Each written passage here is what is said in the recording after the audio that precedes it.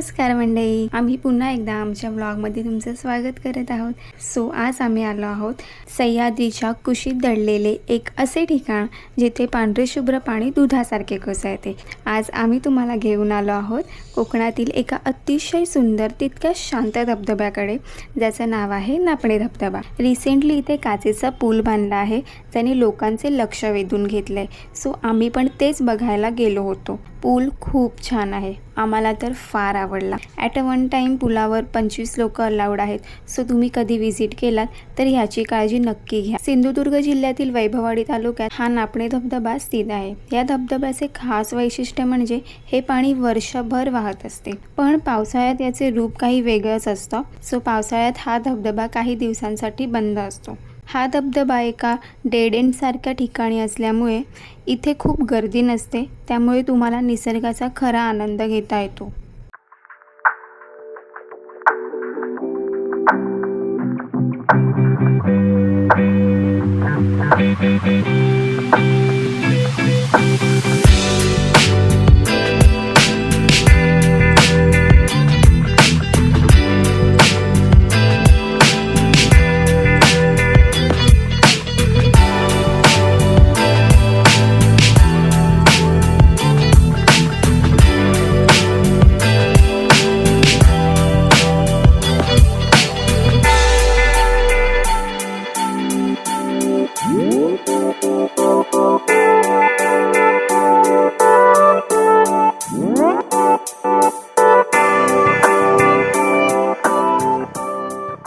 निसर्गाच्या कुशीत वसलेल्या वैभववाडीमध्ये फक्त धबधबेच नाहीत, तर एक अतिशय जागृत प्राचीन देवस्थान सुद्धा आहे। आज आपण दर्शन घेणार आहोत वैभववाडीची ग्रामदेवता श्री महालक्ष्मी देवीचे। चला तर मग या पवित्र प्रवासाला सुरुवात करूया। वैभववाडी शहराच्या मध्यवर्ती भागात हे सुंदर मंदिर स्थित आहे। स्थानिक लोक या देवीला आपली रक्षणकर्ती म्हणतात। मंदिराची रचना साधी पण अतिशय प्रसन्न आहे। इथल्या शांत वातावरणामुळे मनाला एक वेगळीच उभारी मिळते। जर तुम्ही नापणे धबधबा पाहायला येत असाल तर तिथून अवघ्या काही अंतरावर असलेल्या या मंदिराला सुद्धा नक्की भेट द्या।